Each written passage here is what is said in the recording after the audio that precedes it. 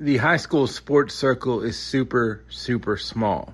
Darrell Plogger, former head coach at Rockbridge County, played a little bit of the name game with me. I just threw out some names. He told some stories, and it's Darrell Plogger's time. He talks about unselfishness. He talks about Mike Cartolaro, Kirby Dean, and much, much more.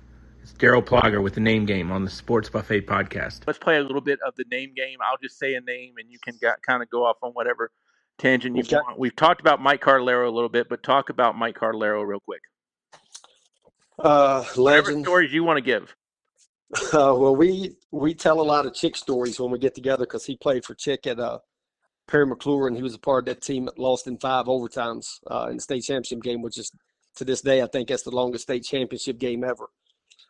And they came up a little short. But, as far as the particular stories, I can't think of one right off that he had with Chick, but he's got some, as all of us do. Yeah, that's a pretty big one. I mean, 5 overtimes. And he was a heck of a player. Coach Cartolaro was a really good player. Right. But as far as the rest of it goes, friend of mine, I saw him yesterday. I was helping Perry McClure mark a football field. I work for the rec department, so I get to work with both high schools here, and I got great relationships. I've gotten to know a lot of great people. Mark Poston, you talked about him a little bit. I don't think enough people know how good of a coach he was because one at Eastmont, coach at Nelson, coach at your place, really a good football mind. Absolutely. When we were coaching middle school football together is when he was just getting started, and he lived in an apartment back behind where my mom and dad, where I grew up. So every time I would go back to see him, he was on the phone with a defensive coordinator or an offensive coordinator. He would just pick up the phone and call people all across the country, and I'm talking big schools. And he was always picking somebody's brain, trying to get better and learn it, and he was so sharp. He taught me a lot of football. Were you like the Rockbridge and Buena Vista welcoming committee for a lot of people, did you feel like? Because you've been there a while. Yeah. I try to, even when I was coaching Rockbridge, the Buena Vista people knew that there was 2 games where I didn't want them to win, and that was it. Other than that, I've told the coaches for years and all the sports. And my youngest son ended up, during COVID, I ended up having to move him, and he actually graduated from Perry McClure and had a great experience. And, so many good people down there.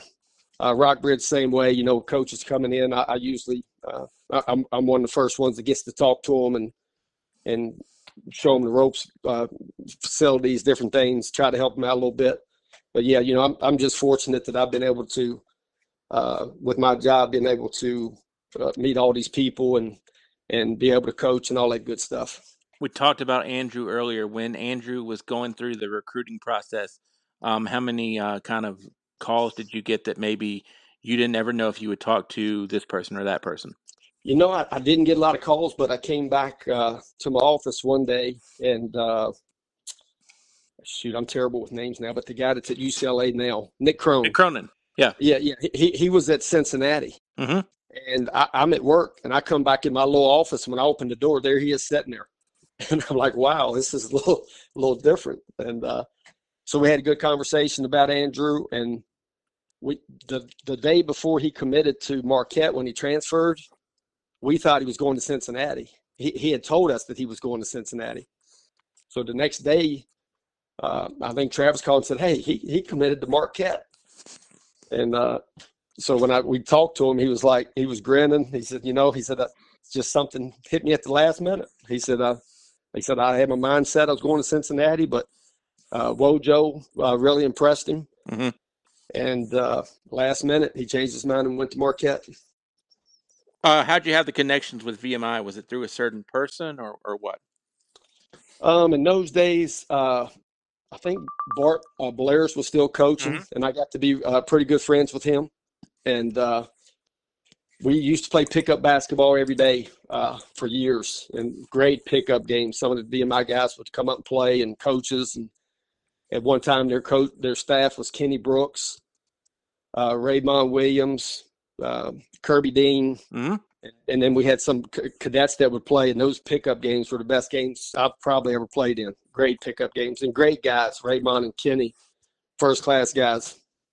What type of player was Kirby Dean? Uh, Old school, hard nose.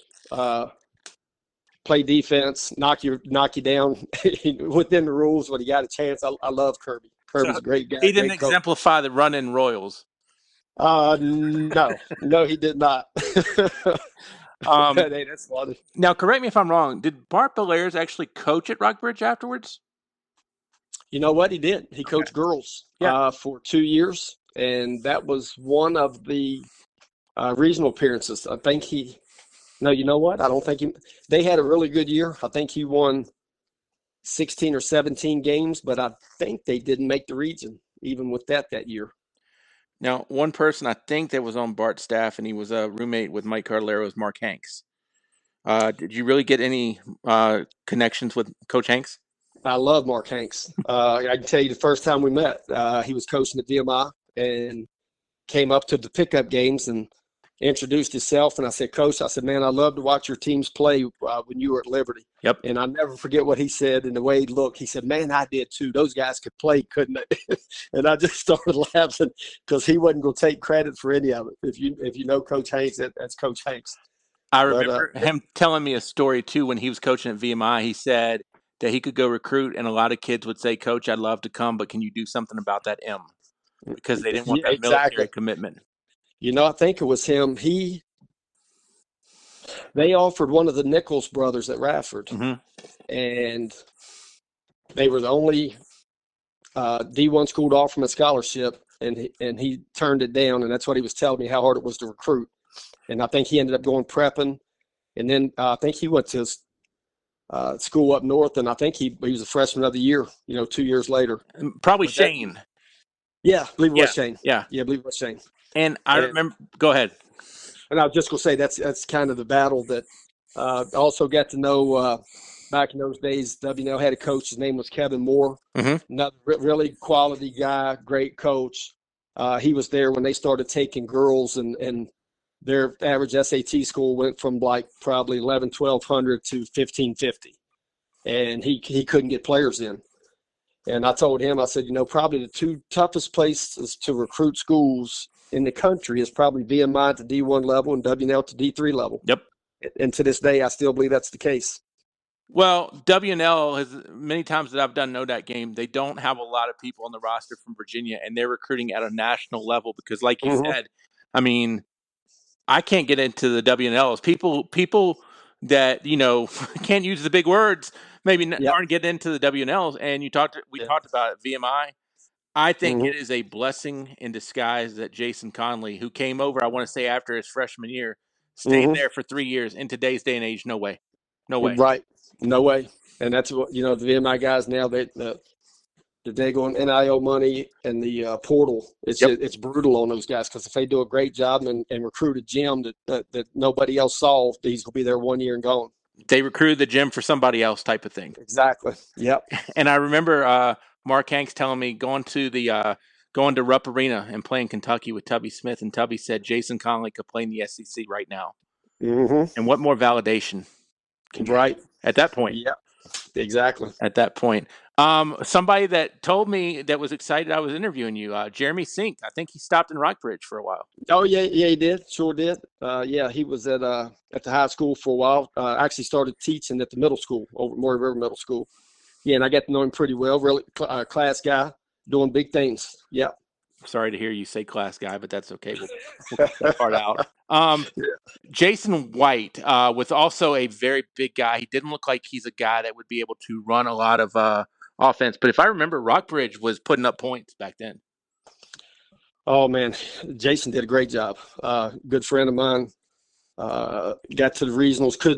He had a couple years where they just couldn't get past Brookville. Brookville was really, really good. I know Jason. They played for the state championship. I think it was his first year, 2006, and he had Marcus Mayo at quarterback, Jeff Early at receiver. They had a bunch of young sophomores that were athletes and came up an extra point short.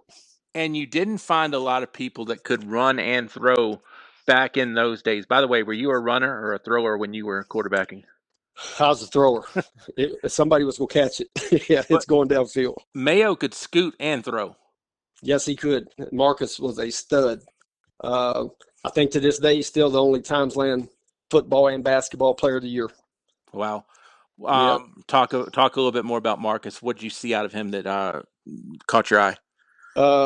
One thing that you won't know unless you're around him a lot is he is so smart. He knows how on a football field he can pick your defense apart. Basketball wise, he'd come off the court at times and tell us. I wasn't his varsity coach. I was on the JV staff and with the varsity, but just so smart, and so talented.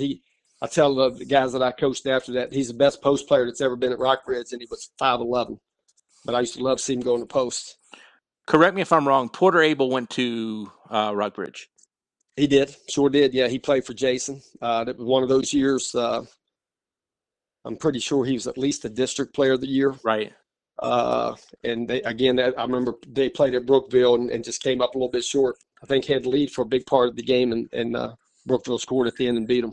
I don't want to say who was the most intelligent player you coached on or saw on a field, but who were some people that kind of stick out to you that, man, they were really, really smart? Marcus is up there with any of them. I had a point guard named Jalik Lynch here a few years back that sometimes as soon as we went to the timeout, I would catch him coming off the court and say, Jalik, I know what I see. What do you see?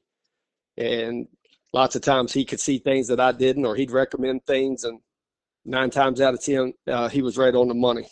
Really smart player. I want to plug one more player. Please. And I'll tell you a situation that I was just fortunate. We ended up, we had a few years back where in the end we ended up, we beat Spotswood and snapped their 86, 87 game winning streak. But I had a player that year that was a senior that had gone, I hate to say it, but we went on 23 when he was a freshman. And he had made all district as a junior. I had 2 really good sophomore guards coming up, Jalik being one of them, Alex Ballesteri being the other one. And first practice, I called Byron over. I said, Byron, I'm going to bounce something off of you. I don't even want you to answer me right now. I want you to think about it. And I told him, I said, if I bring you off the bench, I can play you at the 1, 2, or the 3. I got 2 sophomore guards that their ego, I'm not sure that coming off the bench that they could handle it. I said, go home tonight, think about it, come back, talk to me tomorrow. He comes back the next day, he says, Coach, if you think we can be better by me coming off the bench, I'm all in. And I look back on that and I think that's 1 in 1,000. 1 in 1,000. Maybe 1 in a million. Yes. So we get to the championship game. We upset Broadway to get to the championship game playing at Spotswood. And we start out hot, and he comes off the bench, and he hits 3 threes probably within a minute. I think he ended up with 21. Great leader, as good attitude as anybody I've ever had, wanted to win. And I think back on him, he's gotten a unique experience too, going on 23 as a freshman and then winning a district championship as a senior. But as far as attitude, you were talking about attitudes, he's up there with the best of them. Presnicki was done playing when he served, and then he got killed in service, right? Correct. Yes. What type of kid was he? Did you have much interaction? He came through our little leagues, and I didn't see him much once he got to the high school. I probably wasn't coaching then. Well, actually, yeah, I went back out there. We thought we had him playing. Of course, he was, football was his thing, so he decided at the last minute he wasn't going to play basketball. But just a first class kid, first class family.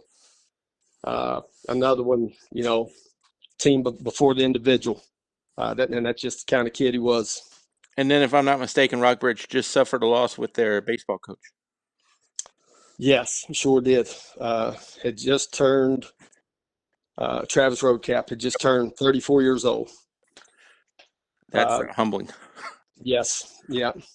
Our community here is so tight knit. Though they had a celebration of life. The next day, I believe it was maybe 2 days later. It was on Saturday, and the turnout there was unbelievable. It's just I can't explain how good the community is. It's when people need help, everybody's there to help. And when teams do well, everybody's there to support them. It's funny. Rockbridge is a 3A school, and it almost seems like it's, like a 1 or a 2A just because of that community bond. Because I think once you get into 4A, it's kind of tougher to maintain it. But if I look at Rockbridges, Rustburg, Brookville's around my area, Perry McClure, as you mentioned, Yeah. that's kind of the, well, mom went here, well, dad went here, and now I'm going here type of thing. Yeah, it's definitely. And back in the old days, the rivalries, and it's still there, but everybody's kind of come around to, when they're not playing each other, most everybody pulls for the other team to win. So it's funny how that stuff works. I've told a lot of people, the guys that I played against at Perry McClure, most of those guys, the guys that could play, they're like my brothers now. But most of the people that keeps the big rivalry going are a lot of the people that didn't play, that really don't understand what it's all about. We're going to do this again down the road, I hope. But let me ask you in closing, if I could give you one do-over for your coaching life, what would it be? I've got it. I got 2 of them. Okay. Both in that state semifinal.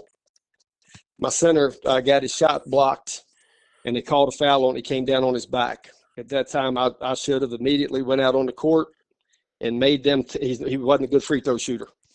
They would have had to pick somebody to come in and shoot free throw. That was number 1. Right. At one point in that game, Andrew comes down and hits a bomb, and it was our only lead of the game. We were tied a few times, but it was our only lead. And I was trying to get a timeout, and I should have got it earlier because as soon as he hit the 3, they threw it down for a dunk. Big Stiff got a dunk off of it, and I should have got the timeout before that happened. I still think about those 2 things a lot. Do you have bad flashbacks to that game? Because it was such a great game. But, do you have the bad flashbacks? I couldn't watch it. I didn't watch it for years. I watched it for the first time on YouTube probably about a year ago. Sat down and watched the whole game. Bad memories?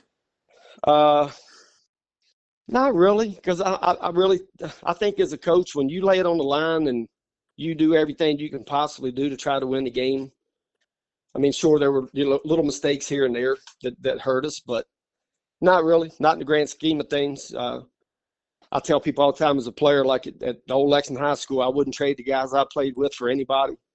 I wouldn't trade the team that went to the Final Four. I wouldn't trade any of those guys for anybody else.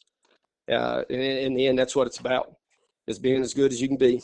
You just heard from Darrell Plogger, Play the Name Game on the Sports Buffet podcast. We encourage you to keep listening for more Darrell Plogger, more everybody. On the Sports Buffet, this has been Bob Alvis.